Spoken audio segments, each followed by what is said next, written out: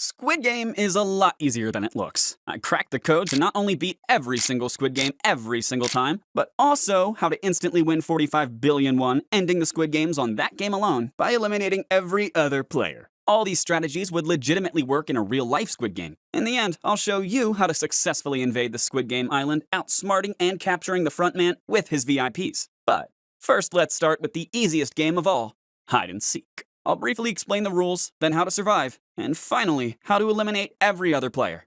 The Seekers have knives and 30 minutes to eliminate the hiders who have keys for doors only they can unlock, but never lock again. They have to either survive 30 minutes or find the one exit door that brings them to the safe zone. In the show, they picked the worst strategy possible by opening random doors hoping to find the exit and praying a Seeker doesn't find them. That's why most of the blue team got eliminated. But not a single one of them would have gotten eliminated if the entire team immediately sprinted to the furthest possible room and formed a double file line holding down the door, stopping it from opening. If a Seeker tries to open the door, there will be so much pressure stopping it, they'll think it's still locked with nobody inside. The Seekers would be wandering all over the place wondering where the heck the hiders are. But because we're all in one room that appears locked, they won't be able to find a single one of us before the time runs out. Even if someone figured out we're all in here, he can't open the door by himself because our entire team is holding it down. It would take him forever to find and rally together every Seeker scattered all over the game area. Even if he could, the Seekers can only have a handful of people pushing open the door at a time, while the hiders can have their entire team holding it shut, since they've got a nice spacious room to line up and stack behind each other, whereas the Seekers have a tiny cramped hallway to push it open.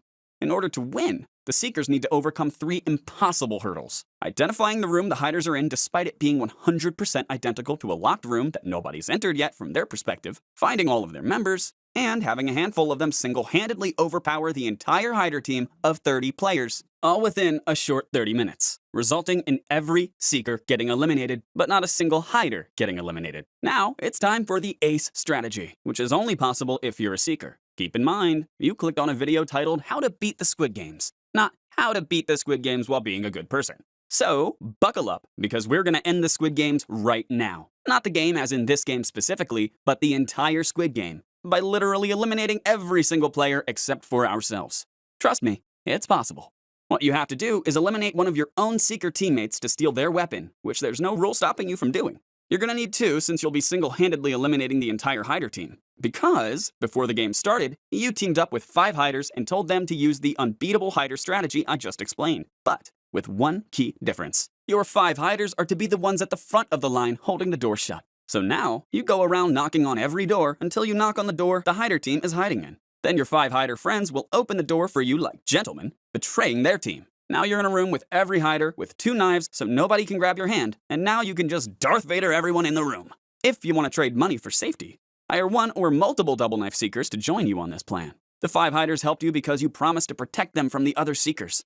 But you can just eliminate them anyway once they let you in like an authentic Squid Game contestant. They're all greedy psychopaths. You should choose the 5 most weak and vulnerable hiders for this plan who desperately need protection. And since the rule was, if a Seeker doesn't eliminate at least 1 hider, they're eliminated. It's too bad you eliminated all the hiders, leaving none for your team. So they're all gonna get eliminated, leaving you as the last man standing. Now for a slightly harder game to beat that's got a really spicy ACE strategy. Mingle, where a number is announced, and everyone has to form groups of that many people to enter a room with. Those who can't do so after all rooms are full get eliminated. It's essentially a competition to see who can ask someone to go into a room with them first, since there's no reason for anyone to decline the offer, because it's very mutually beneficial, resulting in both of you surviving. But the real challenge of this game arises when multiple people ask the same person to be their room buddy. Time gets wasted in arguing and deciding, risking all the rooms getting filled up before the decision is made. I assign people a number from 1 to 10. I assign multiple people the same number, as many as the number is. I'd assign 2 people the number 2, 3 people the number 3, 4 people the number 4, and so on and so forth up until 10. Whoever shares a number gets to be room buddies if the game organizers announce their number. If the number is 3, then the 3 people who I assign 3 to will all immediately buddy up and sprint to the closest room with 0 seconds wasted arguing or deciding, resulting in 0 chance of failure. If the number announced is 10, the 10 people who I assign the number 10 will all sprint together, no hesitation. If the number announced is 7, the 7 people who I assigned 7 will sprint together. No matter what the number is, it'll always end up with me and my homies chilling in a cozy room while everyone's yapping and crying. But since I'll only have 30 seconds to recruit people, I need to give multiple people the same number to minimize the amount of recruits necessary. For example, I'd give myself and In-ho number 2, me, In-ho, and Jung-jae number 3, me, In-ho, Jung-jae, and Jun-hee number 4, and so on and so forth. This is gonna guarantee a win in round 1, but there's there's a huge problem. There's more than one round. If the number on round 1 is 3, me, In-ho, and Jung-jae are guaranteed safe, but everyone from 4 to 10 isn't. They won't have a predetermined group, so they could be eliminated. Which isn't a problem morally speaking, because I gotta play the part and be an authentic Squid Game contestant and not give a shit about anyone but myself. But it's still a problem practically speaking. If someone from number 10 isn't able to find a room in time and gets eliminated, and number 10 is announced in round 2, I won't have a predetermined group to immediately sprint with, throwing a massive wrench in the plan. That's why I've got to reassign numbers amongst the people still alive after each round. Now here's where the spicy part comes in. It's the strategy for rounds with high number groups, the ACE strategy. There's a total of 50 rooms, but when there's a high number of people required per group, there'd be less groups, leaving more than enough rooms for all the players. That's why the organizers closed a lot of available rooms whenever the number is high, so that players will have to race and fight for the few rooms available. Little did they know, this gives the players a golden opportunity to instantly win 45 billion won that no one in the show figured out during a high number round. Do the 10 people, 10 numbers predetermined group strategy like I mentioned to guarantee a room for yourself. But on top of that, recruit 1 saboteur for each available room who isn't in any of your predetermined groups. If there's 10 available rooms, like the amount approximately available in the show when there was a high number, you'd need to recruit 10 saboteurs, minus 1 because you need a room for yourself. So not have the saboteurs you recruited sprint inside any available room by themselves and lock the door once they get in. All 9 of your saboteurs should be able to beat every other player to every room. Since they don't need to waste any time finding a big group, they're going on their own. They also don't need to wait for anyone else, making them much faster. Tell them to stand at the edge of the merry-go-round before the number is announced to reduce the chance of failure to 0%. Because the saboteurs would have occupied every room other than yours, there won't even be a single room left for the other players, causing every single one of them to be eliminated, including the saboteurs too, since there aren't enough people in their rooms to meet the number criteria. They're all by themselves. This leaves you and your group being the only ones alive at the end of the round, making you instantly win the Squid Game. You're probably wondering why the saboteurs would sacrifice their lives for you. Well, a lot of people in the show weren't playing the games to win money for themselves. Most of their families were in dire situations that needed money to be solved. Let's say you had a group of 5 that won 45 billion won. Each of you would receive 9 billion won, which is around $9 million. You could each take out $4 billion to offer to the fallen saboteurs' families if they agree to sacrifice themselves for you. This would result in each of their families receiving 2 billion won, which is around $2 million, and you and everyone in your group walking away alive with 5 billion won, aka $5 million each. Everyone benefits. It's a win-win scenario, except for the 250 other players who you screwed over, of course. You shouldn't even have a problem recruiting saboteurs because 1, all the saboteurs would trust you'd follow through because 5 mil is still enough to buy whatever you want. And 2, there were also over 100 players who voted to keep playing in Squid Game even after knowing the consequences of elimination, showing they care more about getting their family money than their own lives because they were willing to risk their lives for even a small chance of winning their family money. So they'd definitely trade their lives for a guaranteed 2 billion won for their family. Speaking of those people, that leads me to our next game strategy, the fight. After every round, the organizers let the players vote on X or O. If the majority votes X, all the players get to go home with the money they currently won. If the majority votes O, the games continue, giving the players the opportunity to win more money, but while risking their lives again. In the show, the vote was a tie between X and O, so there would have been another voting round tomorrow. But tonight, there will be a fight. The two sides are split on opposite corners of the room, and each player is given a fork. Both the X's and O's objective is to eliminate more of the enemy team than the enemy team eliminates of their team, so they can win the vote tomorrow. Here's when Ji-hun pitched the stupidest idea of the entire show, to grab the guards' guns and start a rebellion. He must have been on one of Thanos' pills to think a handful of people who've probably never touched a gun before could defeat hundreds of trained soldiers, all while being low on ammo and in unfamiliar territory the enemy knows like the back of their hands. This is what happens when you watch too much John Wick. In-ho's plan was slightly better, but it wouldn't have worked either. He wanted the X's to attack before the O's did since they wouldn't expect it. But the O's attacked literally the second the lights went off, so that wouldn't even be possible. But what would have worked is actually a combination of Ji-hun's and In-ho's plans. It's wild and unconventional, so I'll go over the conventional tactics first. We'll start with Team X's OP strat. Team X's advantage is that they're a player up, since in the mini-fight a few hours ago in the bathroom, the X's eliminated 3 O's, but the O's eliminated only 2 X's. Team X's disadvantage would be that they've got a lot of weak players, which makes sense because all the weak players would vote to leave the games since they stand little to no chance of winning. Taking this into account, the best strategy would be for everyone to climb to a top bed and camp there for the rest of the night. The O's can't eliminate even a single X because they'd have to climb the beds to do so, leaving them vulnerable while climbing. This gets rid of their disadvantage of weak players because strength doesn't matter when you can just attack someone while their hands are occupied climbing. Also, just like in hide and seek, the defenders can fit about 4 to 5 people on the beds, whereas the attackers can only climb 1 or 2 at a time. It also uses their strength of being a player up to its fullest since nobody from either side would be eliminated, leaving the X's a player up during the voting.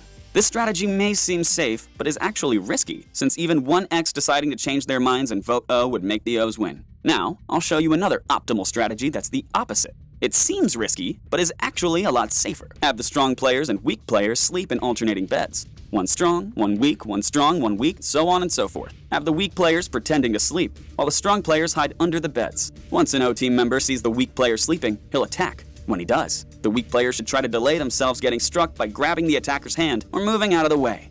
This should give the strong player enough time to roll out, get up, and fork the O attacker in the back of his throat. Not the stomach, which everyone in Squid Game is obsessed with for some reason, making things twice as dramatic, but half as effective. Your team should be able to get a lot of them like this since it's dark and you can repeat this tactic multiple times.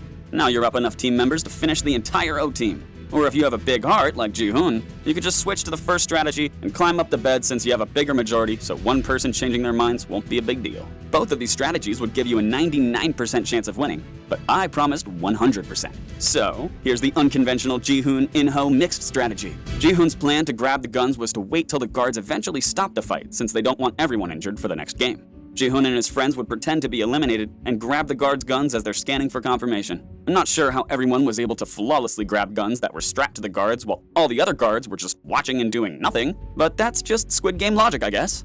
I also love how the criminal masterminds of Squid Game had a solution to literally everything that could go wrong. Even a contestant putting a tracker in his frickin' tooth, but when they face the most obvious, predictable problem of the players simply grabbing guns, they've got absolutely nothing. But anyway, back to the strategy. Instead of 6, have only 2 people grab the guns. And instead of trying to defeat hundreds of unarmed guards, just spray Team O. Now, yes, 2 of your team members will be eliminated for grabbing the guns, which is a punishable offense, but it's a worthy sacrifice to save the rest of the team. This strategy is unbeatable because in the show, they were able to easily grab 6 guns, so grabbing just 2 would be super easy and unchokeable. So would what comes after that, because you'd be bringing a machine gun to a fork fight. Although I do feel kinda bad for putting Team O through so much agony throughout all these hypothetical scenarios, so it's only fair that I find an unbeatable strategy for them too that can counter all 3 of the Team X strategies before moving on to the next few games where coming up with strategies becomes much harder. But Film Fixer, how on earth can there be an unbeatable strategy for both sides? Doesn't one side have to get beaten? Trust me, you'll see. Believe it or not, but Team O is at a huge disadvantage even though all their players are physically stronger than Team X's, because we're down a player, meaning we have to play offense to win the vote.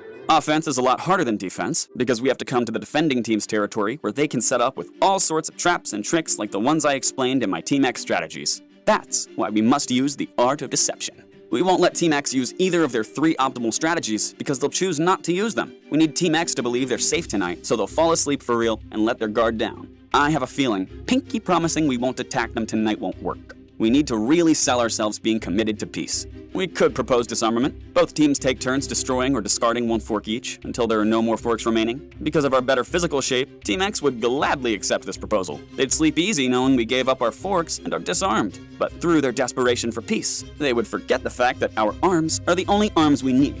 Because of our physical advantage and the element of surprise, we could easily win the fight. So you see, my friends, there can be an unbeatable strategy for both sides, because one unbeatable strategy tricks the other team into not using their unbeatable strategy. But In-ho is an experienced player who's played these games before, who wants to keep Ji-hun alive at all costs. He's gonna be harder to fool and might see through the BS, and I still have to fulfill my promise of a 100% win rate, so we'll have to do something more elaborate. We must stage an O-team civil war. We'll have one member pretend to have a change of heart by remembering his family needs him. He's gonna give a whole emotional speech to Team O trying to get them to change their minds. Around 25% of us will pretend to be persuaded and want to go over to X Team's side. They'd still be sus of 25% of their enemy walking towards them, so the other 75% needs to pretend to get scared of losing the vote now and start a fight against the 25%. But this would be a WWE fight, where we only lightly hit each other and pretend the strikes actually hurt us. The 25% would lose and eventually retreat to X Team's side, while some pretend to limp. We would even eliminate 3 O's for real during the fight to make it 100% believable. Now, even the smartest players like In-ho would be fooled. He sees us as trash after all. He couldn't imagine we could come up with a plan this smart. Ji-hun would be the first to welcome us with open arms and tell X Team to protect us. Everyone would happily follow since they think the 25% supports them now, and they're gonna easily win the vote. At this point, it's pretty much GG's. There isn't a single strategy that would work for X Team when 20% of their side works for their enemy. If they climb to the top beds, our guys would be climbing with them and then push them off. If they hide under the beds, our guys would tell us the strategy and it's basically rendered useless without the element of surprise. If they try to grab the guns, our guys would snitch the plan to the squid guards. If they do none of the above, our moles are already in enemy territory and can attack with the element of surprise, since the X's would be distracted focusing on our side's direction, unaware we're already inside them. For guaranteed 100% success rate, combine both strategies. After you've penetrated their team, have the 75% proposed disarmament because they're outnumbered now. From X team's perspective, they have 25% of the enemy team, who promise not to attack and is disarmed. They'll be fast asleep without a worry in their minds. Now, the ace strategy for this game will only work if you're on O team, since they're the only ones greedy enough for it. It's basically X team's third strategy of grabbing the guns, but with a darker twist. You recruit 6 people just like the saboteurs from the previous game, get them to grab the guards' guns, and spray both teams. Everyone except for them and you, who didn't grab a gun, would be eliminated. Those 6 players would also eventually be eliminated for grabbing the guns, leaving you the last man standing, who promised to share to those 6 saboteurs' families. Okay, so, the reason why the games will be super difficult to solve from here on is that they're more of a physical contest, where fitness, reaction time, and prior practice playing a game matters a lot more than strategy. I'm gonna speedrun solving the hard games like red light, green light, and 6 legs, then get to solving the super hard games like jump rope and how to successfully invade the Squid Game island and defeat the frontman and his VIPs. Beating red light, green light from Season 1 is super easy. Just keep a strong base by bending your knees like Il-nam, stand behind someone else so your motion won't be detected. But Squid Game Season 2's red light, green light is a lot harder. We're putting ourselves in Ji-hun's shoes, meaning we not only have to survive, but save as many people as possible. Ji-hun did a good job with this, except for the start, where a whole swarm of people got eliminated because they didn't know the consequence of elimination. Then another swarm ran during red light, thinking they could escape, but failed. Then Thanos had to screw everyone over by gleefully deviating from Ji-hun's hide behind each other plan. All these things could have been prevented if Ji-hun first had a group of people bang on the doors trying to escape during green light, showing everyone they can't escape so hordes of people won't go running. Realistically, judging from the average IQ of Squid Game contestants, there'd still be some people who try, but it'd be a lot less. Then, all you have to do is push Thanos during red light, showing everyone the consequences of elimination, making them take the game seriously, while simultaneously getting rid of someone who got a lot of people eliminated. This would result in only a handful of people getting eliminated on Game 1, which would be the final game, because Team X would definitely win the vote because the frontman strategically didn't show the contestants there's no escape. So anyone who's desperate enough to leave the game would try to do so and get eliminated, making the O team win the vote, continuing the games. But if Ji-hun does what I said, then he could prevent most of these people from being eliminated. Then they'd all surely vote X because they knew the prize money and the consequences of elimination, yet still decided to flee. The exact same choice they're given with the 2 buttons. If that's not enough, Ji-hun could just tell everyone the games are not worth playing and to all vote X. And if most people don't listen to him and the games continue, he's only gonna help the X's win. Most O's decided to keep playing because they thought Ji-hun would help them win like in the first game. They'd definitely vote X if they knew it was the opposite. Both these things would have guaranteed Team X the dub, especially since the O's only won by 1 vote. Ji-hun could have saved over 400 lives if he did even half of those strategies. But he decided to give a melodramatic speech after almost everyone voted instead. How on earth did this guy win both Squid Games? Ji-hun is basically if plot armor was a person. But anyway, all this saving lives is getting boring. Let's go back to being a heartless, greedy psychopath. Here's the ace strategy. It'll be tough since it's the first game and we have to eliminate 455 people, but it's possible. All you have to do is recruit 20 of the strongest people for your master plan. Create 4 single file lines of 5, and have everyone in Il-nam's bent legs position, increasing your balance so you can move faster and finish before everyone else. Stand side to side behind the finish line facing the contestants and push them like this guy from Jump Rope. This is Sparta! But the beauty of doing this in red light, green light is when the contestants are close to the finish line on red light. You just have to move them 1 inch and they're eliminated. Whereas you can move freely as long as you don't step across the line. You could even throw your shoes at them, and if they flinch or the shoe moves them just a tiny bit, they're eliminated. Take off shoes from eliminated contestants for unlimited shoe ammo. On green light, you would have to do some wrestling to stop them from passing, but you've recruited the 20 strongest guys, so that should be easy. Speaking of, you can't share your prize money with 20 people, can you? That's why you've got to recruit 5 people within the group of 20 people to push the other 15 across the line during the final red light. These guys should be the first 5 people you recruit in your 20-man army, so the rest won't hear the secret plan. They'd be easy to push off since you've got the element of surprise, and you'd push them from behind while they're focused on the contestants in front of them. Once the game is over, just press the X button and you'll each walk home with almost 10 billion won, aka $10 million. But if you're a next level psychopath and want the full 45 billion won for yourself, just recruit 2 people within the group of 5 people to push the other 3 off during the final red light, and then push those 2 people off. Going for the full 45 bill might be tricky to pull off perfectly, but you'll at least eliminate a few more and walk away with at least 15 billion. Now, before we advance to 6 legs, where we'll exploit the psychology of the game organizers, I'm gonna show you a bonus double-edged strategy that you could use to either eliminate everyone or save everyone, depending on what kind of person you are. First, push Thanos to show everyone the game is real. Second, tell everyone you've played these games before, and you know how to get everyone across safely. Tell everyone to stay still while you cross the finish line, so you can climb the doll, lay flat face down on top of its head, and grab onto its eyes so you don't fall while the head turns, and so the doll eye sensors that track players' motion would be covered. Now, everyone can just sprint across safely without worrying about red light or green lights. You could let them pass and then end the games like a good person. Or you could uncover the doll's eyes while it's red light and everyone's full sprinting so they won't be able to stop themselves fast enough, resulting in all of them being eliminated. If you're a bad climber, you could throw your jacket onto the doll's eyes with one shoe tied to each of the sleeves, making it easier to throw so the jacket doesn't float around because of air when you throw it. If that doesn't work, just climb halfway and then throw the jacket. If you're a pathetic weakling and can't do either of those things, tell the best climbers and throwers in the group to come with you so they can do it. The next game is 6 legs, where 2 teams of 5 people have their legs tied to each other while racing to complete a course with 5 traditional Korean kids games. Yes, you heard that correctly. The game involving 5 people and 10 legs is called 6 legs. Each teammate must complete 1 game, no more, no less. Now don't worry. Even if you've never played any of the 5 Korean games before, you can still win if you do this strategy, exploiting the sadism of the VIPs. Let me explain. The organizers keep saying they try to keep the games as fair as possible, but Squid Game is anything but fair. They made women compete against men during tug of war, giving them a major disadvantage because of their biology, which they can't control. If they really cared about fairness, they would have made a separate bracket for women-only teams. But all they do care about is entertaining the VIPs, since watching everyone fighting, trying to get as few women as possible on their teams and betray their partners was more entertaining. The same mindset applied throughout the rest of the show. In Glass Bridge, a glass manufacturer was determining which glass was faulty through pure skill and experience. Yet, the front man turned off the lights because the VIPs were bored. He also created a glass explosion for absolutely no reason at the end, causing Sae-byuk to be eliminated for no fault of her own. Not to mention, he made a literal baby compete against full-grown adults and called that fair. And I haven't even mentioned all the times they gave Ji-hun a super unfair advantage because there's just so many of them. I guess this is the writer's poetic message about how rich people in real life pretend everything's fair and claim to have succeeded purely because of their hard work, despite millions of people working hard and never succeeding because they've got to work 2 jobs just to make ends meet. The frontman eliminated one of his guards for telling a player about the games in advance, which gives him an unfair advantage that the frontman pretends to care about. Yet he proceeds to play in the games himself despite knowing all the games in advance. Same with Il-nam. He not only knew all the games in advance, but also chose them based on what he was the best at as a child. The writers probably wanted this to represent how rich kids get to go to private schools with the best teachers, while public school teachers need help using a computer, giving them a huge knowledge advantage over everyone else. And when they become successful, they feel it's because they're better than everyone else who's useless trash, like we see Squid Game organizers keep referring to contestants as. Finally, Il-nam, In-ho, and Ji-hun not being eliminated even when they lose the game is probably symbolism for how major losses like insurance being denied on a major claim, losing your job, or a business failing would ruin the lives of normal people, but those with rich parents easily get bailed out whenever they fail.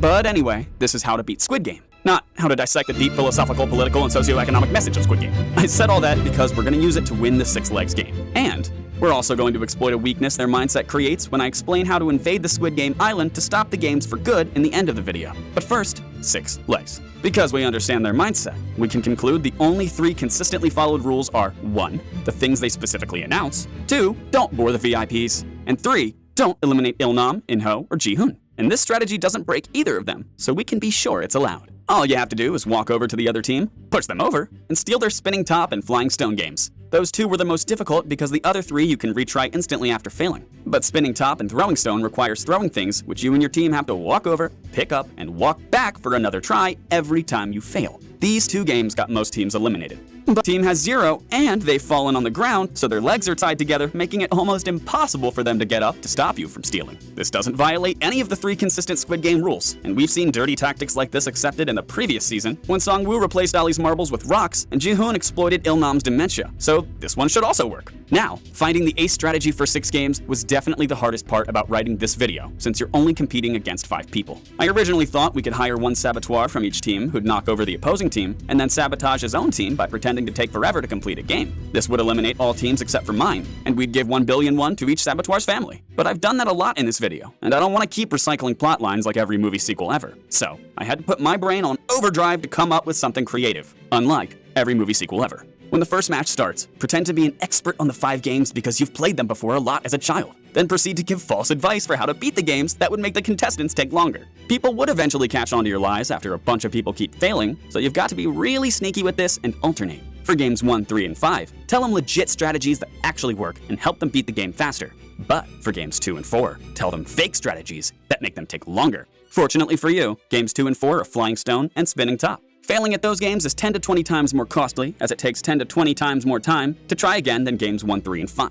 Meaning, the extra falls you'd cause in those games would hurt teams far more than the help you'd provide them in 1, 3, and 5. And absolutely nobody would have any reason to suspect you, since your strategies helped them in most games. When they wouldn't work in games 2 and 4, everyone would assume completing those games is taking longer because those are the 2 hardest games, not because of your strategies, as they worked just fine in all the easy games. You'd have a 99% chance of winning now. But as usual, that's not good enough. I put 100% in the thumbnail and I ain't gonna clickbait you.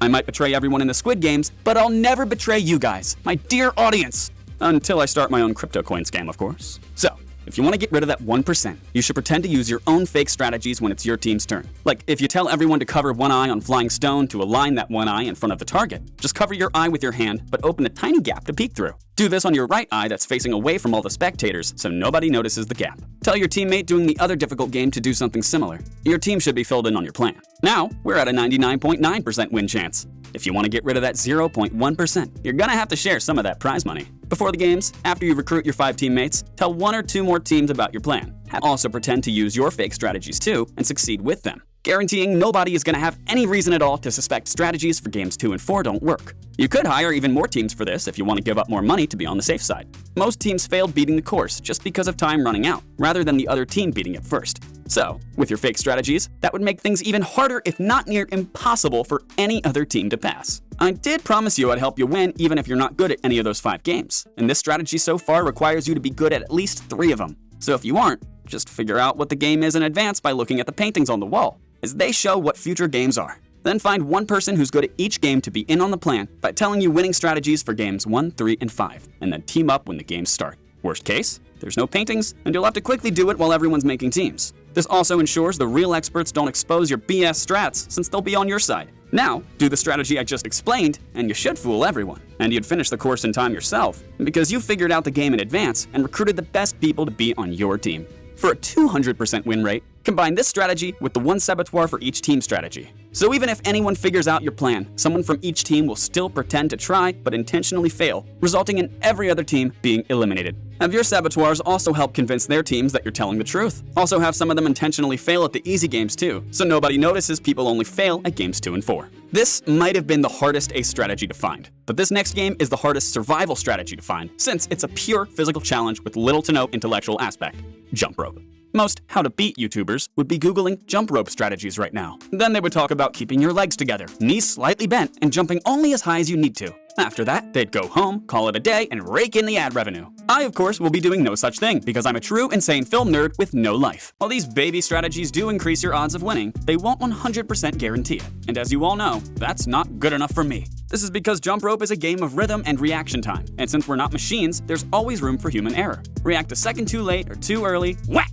Game over. That's why no conventional strategy that involves jumping can guarantee a win. Thankfully, with my strategy, you can beat this game without jumping even once, because it exploits the design flaw of the jump rope structure. There has to be a tiny gap between the jump rope when it comes down and the platform, because if the jump rope touched the platform every rotation, it would break the structure with how much force it hits the platform with every time. This tiny gap is probably a few inches because the designers wouldn't want the contestants to crawl instead of jump. As proof, look at this player dangling off the platform. Notice his hands are not getting crushed by the rope, proving there is a few inch tiny gap. That's more than enough for us to get safely across. We can't just crawl because our bodies aren't small enough to fit, but our hands are. First, stand beside the platform before getting on it, not directly in front of it, but a couple inches away. Stand sideways facing it with your hands in front of you. Now jump sideways down into the abyss, but grab the edge of the platform while you fall. Time it so you don't get hit by the jump rope. Once you're dangling by the edge, transfer one hand to the other edge so you'll have one hand on each side, allowing you to monkey bar across without worrying about timing or jumps. Once you reach the end, you can't just pull yourself up because you'll get hit, so grab the finish line platform with one hand and then with the other. Now climb sideways until you're far enough away from the jump rope hit radius and then climb up. Doing it this way is a lot easier than it looks. It's much safer than having to time 10 to 20 jumps perfectly with one super hard jump in the middle.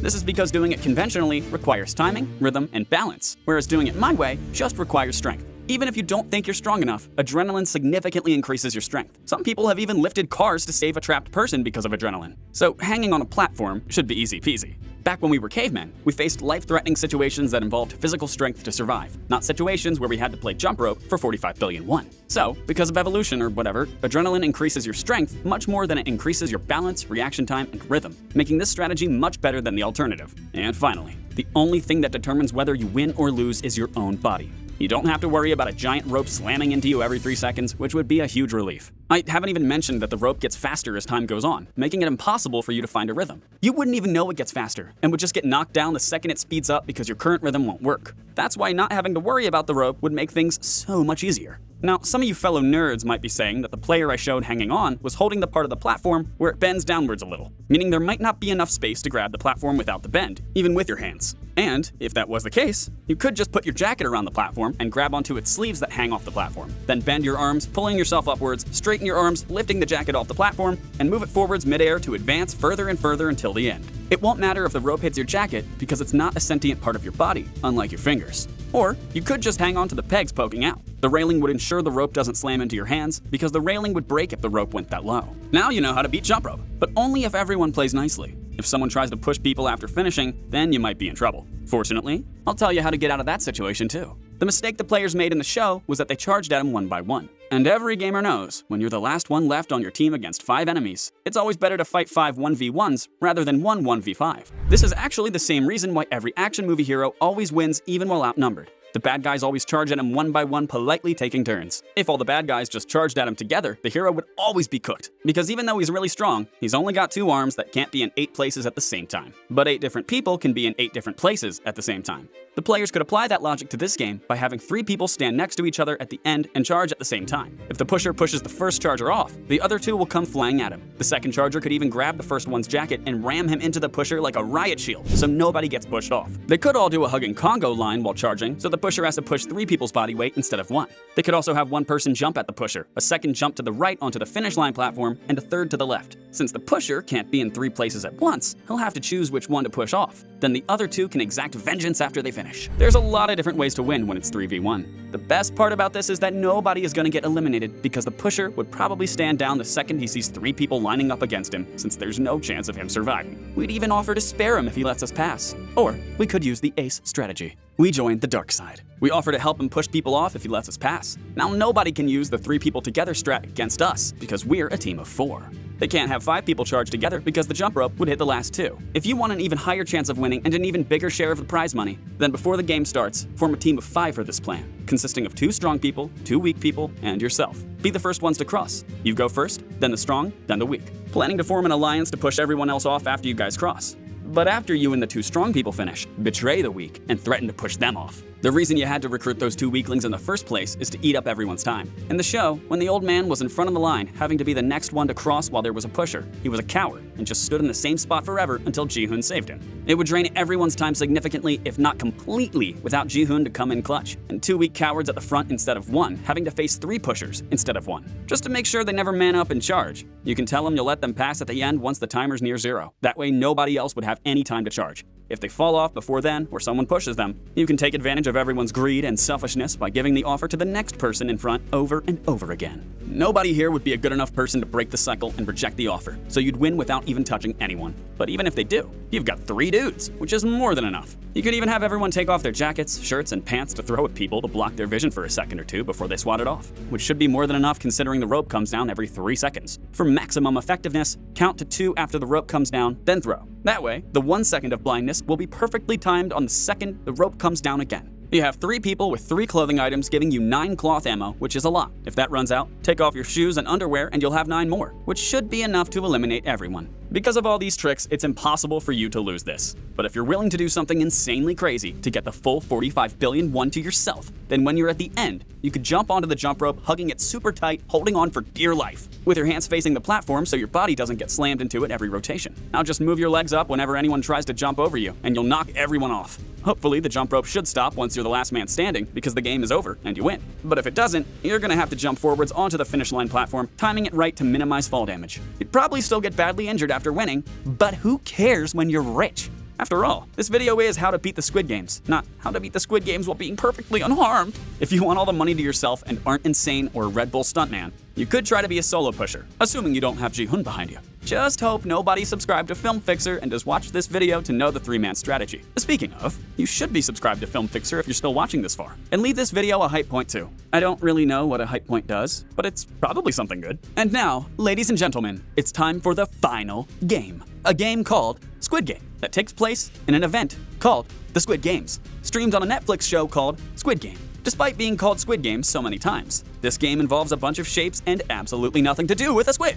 Wait a minute, I just realized there was another hidden game between Jump Rope and the final game, a second fight. When the 5 guys attacked Ji-hun and his baby, the guards stopped them and said they weren't allowed to use violence tonight. But this was actually a game that Ji-hun lost. Why would the organizers suddenly oppose violence the night when Ji-hun was going to be eliminated? If they did, why didn't they say the rule beforehand instead of right when Ji-hun was about to be eliminated? They obviously intended there to be a fight, but stopped it when they saw Ji-hun had the survival instincts of a deer in headlights and lied so the other players would keep believing the illusion of a fair game. So, here's how Ji-hun could have survived without In-ho having to save his ass. Instead of using the deer in headlights strategy where you just stand still and stare at the danger, run and put the baby down in the corner of the room. You can't fight with a baby in your hands. It has to be specifically the corner so that there's only 90 degrees the baby could be approached from. Otherwise, 2 enemies could grab you while the others run around you and get to the baby. If it's in the corner, there's no around you to run. They've got to go through you. Also, put your bed in front of you so they'll have to climb or move it to get to you and the baby. If they try, it'll occupy their arms, leaving them vulnerable. You might think it's still a 1v5, but it's actually a 1v3. One of them's old and cowardly, and another is the baby's father, who could never hurt his child.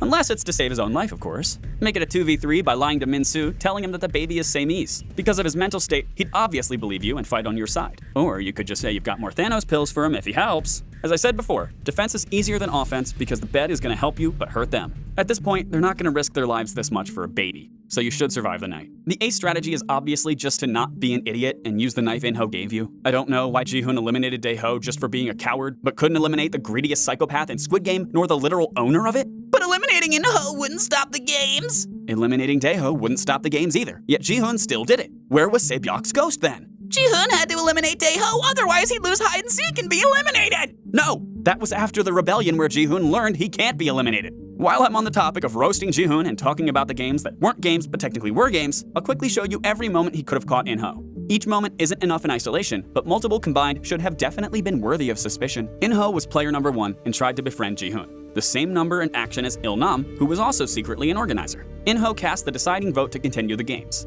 He predicted that was going to happen in advance during Mingle. He called Ji-hun by his name, Jung-jae said there was something off about him, and Ji-hun just let it go after Jung-jae said never mind. Buddy, if someone told me there was something off about a guy who I'm trusting with my life, I ain't just gonna forget about it and take never mind as an answer. During the rebellion, In-ho fired right next to his walkie-talkie. That would sound completely different than a shot from the distance if In-ho was the one getting shot. Yet Ji-hun didn't notice. Then the frontman conveniently appeared as soon as In-ho disappeared. And the final clue that would completely give In-ho away even in isolation is his body wasn't on the fallen rebel chandelier. And now for the final game. The Squid Game inside the Squid Games on the show Squid Game, which has nothing to do with squids. As soon as you step on the platform, you can conclude the random pole in the center is obviously meant to be a weapon. Once you grab it, you've already won, not just this round, but the entire game. Because now you decide who everyone has to team up against to throw off each round. If any of the other players don't listen to your decision, you threaten to throw them off. From their perspective, they could either obey you and fight an unarmed player, or they could fight you, who has a long and hard pole. If they want to optimize their odds of survival, they would obviously choose to obey you and betray one of their own, just like they lunchboxed that poor guy in the show. Or if you're an introvert who's too shy to be that assertive, you could just grab the pole and use Ji-hun's deer and headlight strat by doing absolutely nothing for the rest of the game. Because of the 5 guys' democratic voting process, nobody would vote to attack you, the hardest player to eliminate. So, you can just chill in the corner with your pole while everyone else fights each other and enjoy the show like a VIP. But before each round ends, make sure you hold all the other players at pole point to have them step to the back of the platform while you stay in the front. This is so as soon as the bridge opens, you can be the first to run up and grab the second round's pole. Now, you have 2 poles. Do the same for the third round, but throw the third pole off so nobody else can use it, unless you have 3 arms. Now you can use the ace strategy during the final round. At least 2 players would have been eliminated by now. And if you're in the show, you'll have 3 players who aren't threats. The old coward, Min-soo, and the baby, leaving you with only around 2 to 3 opponents, all of whom you can eliminate with your poles. To make it easier, tell everyone you're 20 billion won in debt, meaning you'll only stop once there's 2 players remaining. Recruit one opponent to be your teammate and help eliminate the others. Because he'll survive and get even richer, he'll gladly accept the offer. You'll either have equal numbers while having 2 poles or higher numbers. Once you win, as usual, you can betray your buddy and throw him off. While engaging in combat, make sure you don't do what jung-jae did, which was use the pole as a spear like he's jousting. That's because it's super easy to dodge by taking one small step either left or right, and is only an effective counter against the deer strategy Min-soo and Ji-hun use. If your opponent isn't staring at you while standing still, use the pole like a sword instead. Swing like a baseball bat. Whack your target enough times to turn him into a lunchbox, then press the button and roll him off. Congratulations! You just won the Squid Games. But what's the point? You'll never be able to live with what you've done. Money can't heal scars. Greed will fill your pockets, but not the hole in your soul. You can buy a nice bed, but you won't be able to sleep. You can buy a nice car, but you can't drive away from your guilt. You can live in a mansion, but you'll never feel alive. All this betrayal we've done, all this cruelty, it's wrong! Just like Ji-hun. I might have beat the Squid Games, but I can't live with myself. So now, all I want to do is end the games. End them for good. Enjoy your final moments, In-ho, because it's time to invade the Squid Game Island! First, we need all the mercenaries alive if we want to do so. This would have been easy if Choi Woo-seok just called Detective Hwang Jun-ho the second he found the first piece of evidence that Captain Park was a traitor, the photo. He should have known anything can go wrong at any moment when breaking into someone's house. If not then, at least after the dog attack, because a gunshot would obviously make noise and risk someone calling the police. If not then, at least as soon as he heard the sirens, because he would know he wouldn't get a chance to call Hwang after that. He had 3 chances and missed all of them. Had he informed Jun-ho Captain Park was a traitor outside of the police station, Captain Park wouldn't know his cover was blown. Now that the mercenaries are the ones with the element of surprise, they can capture Captain Park and force him to rat out the traitor on the other boat, inform the other mercenaries, and have them capture their traitor too. Then force both traitors to tell the front man they were able to successfully eliminate both boats. But in reality, they eliminated neither, giving our invasion the element of surprise. The best part about beginning the invasion this early is it's at the same time Kang Nool and Park Neon tried to escape the island. They would cross paths on the way, and it'd be like that scene when the Guardians of the Galaxy meet the Avengers in Infinity War. They'd join forces after realizing they're on the same side. This is golden because Nool could pretend to be a guard and shoot at the mercenaries during the invasion, but then spray hordes of squid guards from behind. Since the squid guards all look the same, they'd be in chaos trying to figure out which one, and how many of them are the traitors. Nool could also expose the new frontman Black Squared officer's location. Before the invasion, a few mercenaries could crawl through the fan, eliminate Black Square, put on his uniform, pretend to be him, and delay giving orders to repel the invasion. Then, give bad orders, putting the guards in less effective defensive formations and sending them to areas the mercenaries aren't attacking from. Jun-ho would take pictures of the island, sail away, and call in the Coast Guard to help with the invasion. Once it begins, Park Neon could grab weapons and ammunition from defeated squid guards and deliver them to the contestants for a second rebellion. Hopefully he doesn't chicken out like Tae-ho, or Sung Ji-hun would eliminate him, even though he couldn't eliminate the frontman or player 100 because of whatever strange moral philosophy Ji-hun believes in. Also, the squid people would be low on guards and ammunition since they exhausted quite a bit of those things while crushing the first rebellion. Now, with the mercenaries, Coast Guard, rebels, and defective squid guards attacking an enemy in chaos, low on manpower, low on munitions, with a defective leader, and taken by surprise, In-ho and the VIPs are pretty much cooked. They can't even evacuate because Nool would inform the mercenaries and Coast Guard about the evacuation plan and the location of the secret tunnels. Or, the defective Black Square could tell In-ho that they've got things all under control and there's no need to evacuate. There's only a few ships here and there, no need to skedaddle. And of course, the squid people wouldn't have prepared for any of this because how could useless trash come up with such a complex plan? Identity theft becomes pretty darn easy when everyone looks and sounds the same. Now that we've captured the VIPs, we can make them play Squid Game as karmic punishment. By Squid Game, I don't mean the entire Squid Game. I mean the final game. The Squid Game in the Squid Games on the show Squid Game. The one with shapes that has nothing to do with squids. Jun-ho could also ask In-ho why again, and hopefully get an answer. I know I've just spent an hour explaining how to beat the Squid Games, but the only real way to beat the Squid Games is not to play. Because life is not a game. Eliminating people is wrong, no matter your situation or how much money you could make. That's the whole message of the show almost everyone missed. Out of all the mistakes I roasted Ji-hun for, deciding to play again was by far his worst one. He should have used his money to become a moneylender with very generous deadlines and interest rates so people don't get into so much debt in the first place. Or build and fund better schools so people can get higher paying jobs. Dealing with the problem directly instead of dealing with the symptoms of it will always result in saving more lives. Or Ji-hun could go in the complete opposite direction. This might sound crazy and totally out of character for Ji-hun, but trust me, there's a really good reason why it would make perfect sense. And it would end up saving far more lives than what Ji-hun tried to do. Ji-hun should have become the next frontman. If you want to see my alternate version of Squid Game Season 3 where that happens, click here.